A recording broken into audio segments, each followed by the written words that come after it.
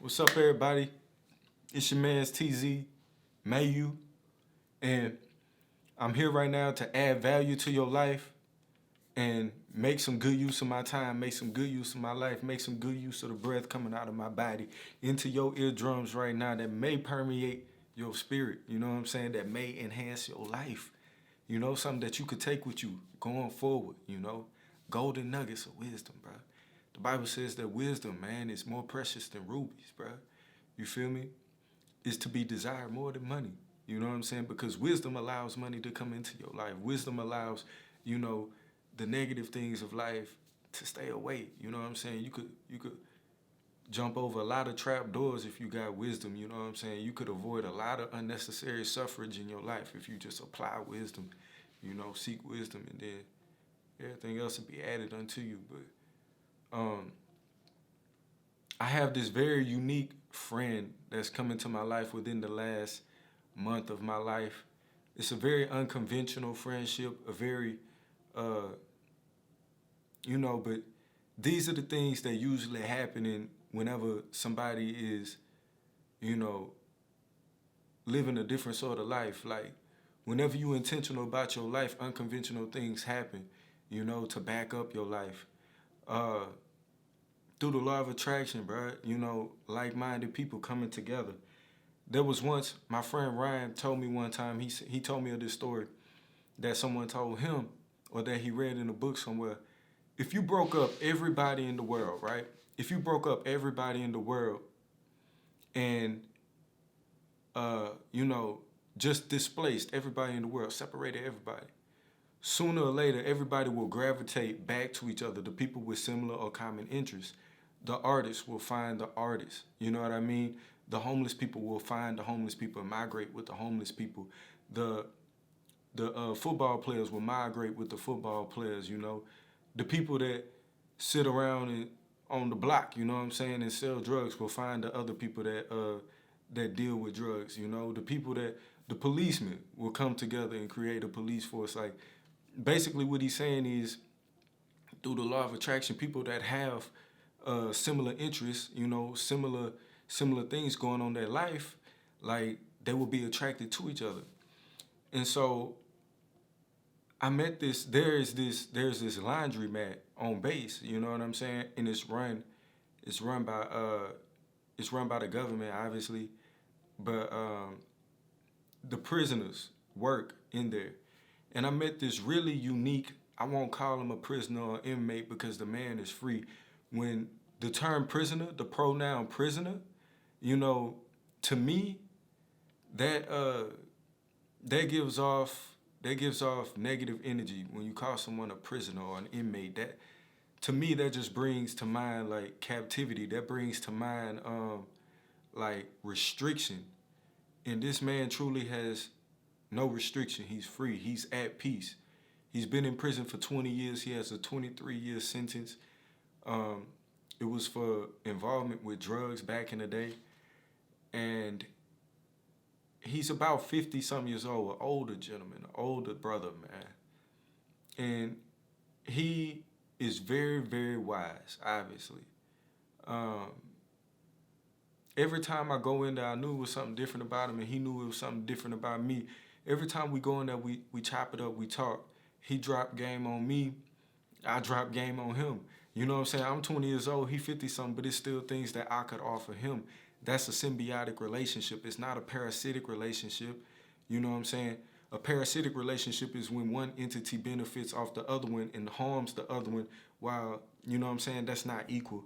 That's not a good relationship. But a symbiotic relationship is when both parties equally benefit, and that's what type of relationships you want in your life, symbiotic. And he gives me a lot of wisdom. I mean, the man has been behind bars for 20 years. You know what I'm saying? You know how much thinking this man has done? You know how less important, how little things that most people on the outside world hold in a high esteem, how little that actually matters to him? Like being fly, being fresh, that don't mean nothing to him. You know what I'm saying? Like having all the women in the world, all the swag, all the money in the world, that doesn't hold much weight for him. You know what I'm saying? he told me that one of the things that he values the most, and that whenever he gets out, he will continue to value. He even wrote it down so he could remember. You know, he wrote down a list of things that he will continue to value, that he learned to value in during his time in prison. He said just a 15-minute phone call, because, you know, I got a phone sitting right here, bro. I got a phone. I got a phone sitting right here, bro. Phone sitting right here. I could call somebody right now and just talk to them for an hour, 2 hours, 3 hours, 4 hours. Unlimited. I could call and talk to somebody, hear somebody's voice. But this man does not have that luxury. Somebody tells him when he can make a call. And when he can make a call, it's no guarantee that the person he calling, or that, you know what I'm saying, the person he calling is going to pick up the phone. And then he has a time limit on how long he could talk to him. 15 minutes. He said one of the things he values most in life is a 15-minute conversation with somebody.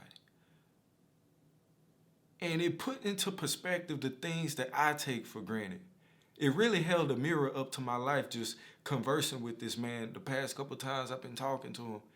You know, a lot of people will look at a person with the title given to them, prisoner, you know what I mean, and look down upon them and, you know, degrade them and feel like they may have nothing to offer. But this man has so much wisdom. He's so resourceful, so valuable. And he's been telling me that I was talking to him today, and he said, young brother, this how he talk. He from Chicago, I believe. He from the inner city, I believe, of Chicago. He said, young brother, look, we was talking about Nipsey Hussle and stuff, and he was like, young brother, you are not this body. You know what I'm saying? You are not this flesh. You feel me? It don't matter what they try to do to your flesh, man.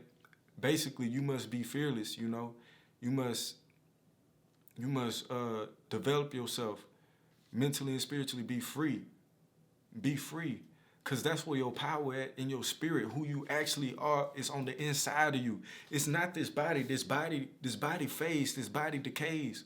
But where do you go after that? You a living spirit, bro. You a living, breathing spirit, bro. You know, and God has provision over your life, and God wants to do something in your life. These are the things that actually matter, that most 20-year-olds don't have in their line of perspective, in their line of perspective. You know what I'm saying?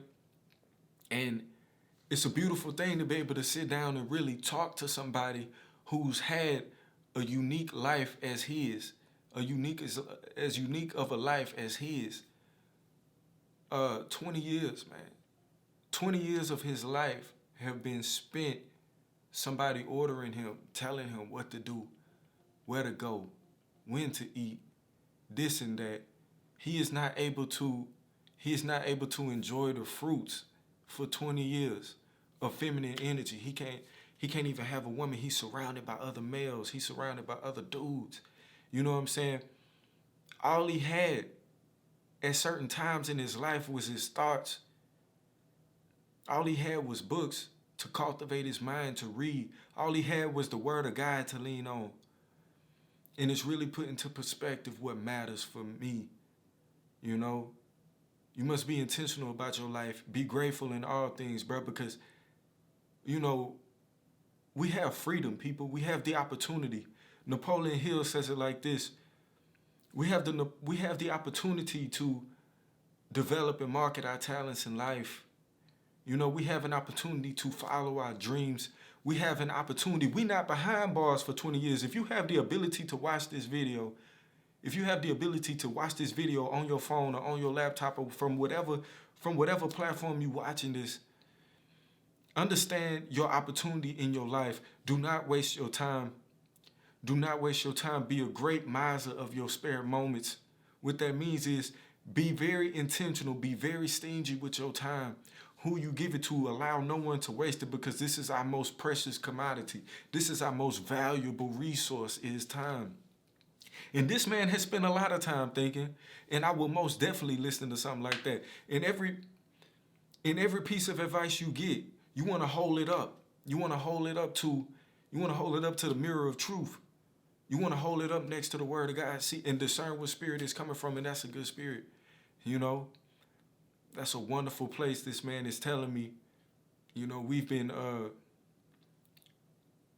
talking. He's been talking to me a lot about his life experience and things that he's been thinking. And I've been telling him about life outside, you know, in the free world. Like a lot of people take this opportunity, this precious life that we have for granted, you know, and it's sad, bro. It's super sad. Everybody has an ethical obligation. I dropped a video on Instagram and Facebook about that earlier, bro. Everybody has an ethical obligation, whether they realize it or not. Whether it be high, intermediate, or low, everybody has an ethical obligation. You know, high achievers have high ethical obligations. They're driven internally to just achieve highly. That's all it is. It's who they are. It's who they've developed themselves to be. You know what I'm saying? It's by no accident they are intentionally set on achieving high. You know, reaching their, like realizing their potential. Intermediate. People with intermediate ethical obligations, they just coasting. They the C average students. You know what I'm saying? They the ones, you know, just getting by. Just letting it fade. Not really extending themselves, but not really going too far down either. They just lukewarm. And then you have people with low ethical obligations. You know what I'm saying? People that's subpar in their pursuits. You know what I'm saying? People that's nowhere near reaching their potential. And most of the time, those people don't care, and that's the sad thing. You know what I'm saying? They don't even care how their reputation precedes them. They don't even care, you know what I'm saying, the outcome of their lives, whether or not they contributing to society, whether or not they contributing to the betterment of the human race. You know? And that's a deep thing, bro. That's a deep thing. And, you know, I think it's just so important to begin to develop a love and appreciation and a deep above average interest in other people's lives and the betterment of other people, giving value. You know what I'm saying? Giving of your wisdom, giving of your time, giving of your ear, you know what I'm saying? Giving of your heart, giving of yourself, your entire being, who you are, to your ideals. You know what I'm saying? To your ideals, to your dreams, to your visions. They better in humanity. There's a reason why you're alive, folks. You must, man. It's super important. You must believe in yourself. Nipsey Hussle told his daughter something before he passed away, bro. He told her, he said, allow me to gather my thoughts. He said, you must be fearless. He said, look the world in its eyes and stand up and be proud and don't be afraid. That was some of the last things he told his daughter before he was killed, before he was murdered. And that resonated with me so deeply. It hit me so deeply in my heart. The man told her to be fearless, to stand up, to look the world in its eyes, and to be proud and not be afraid. It's very important, people, that we maximize who we are, that we begin to live the best version of ourselves, you know? Life is a product of what you put into it, man. So it's with love and peace and power and wisdom that I come to you. Thank God for that, bro. Thank God for the ability to be curious. Thank God for the curiosity. Thank God for the wonder. Thank God, you know, thank God for the ability to seek wisdom, you know. Seeking you shall find. If you want wisdom, ask God for it. You gotta seek it. And he'll begin to give you discernment. You know what I'm saying? And you begin to see life in parables, bro. You'll begin to see beautiful things. He'll draw people into your life through the law of attraction that will begin to speak into your life, that will begin to, you know, that will begin to teach you visibly by the way they live their life. You know, not just by the words that's coming out of their mouth, but you'll be able to physically learn from them by what they're doing. You'll be able to visibly learn, bro. So, like I say, namaste, man. Delight in me, honest delight in you. Y'all be blessed, bro. Be powerful. Think preeminent. Think preeminent thoughts, bro. preeminent thoughts, above average thoughts, man, above all other thoughts. You know what I'm saying? Uniquely your own. Cause you blessed and you beautiful and you wonderful, man. The creation of God. Thank God, bro. Thank Jesus, bro. For the opportunity to live, the opportunity to give of some time, man. Bro. Y'all have a blessed day.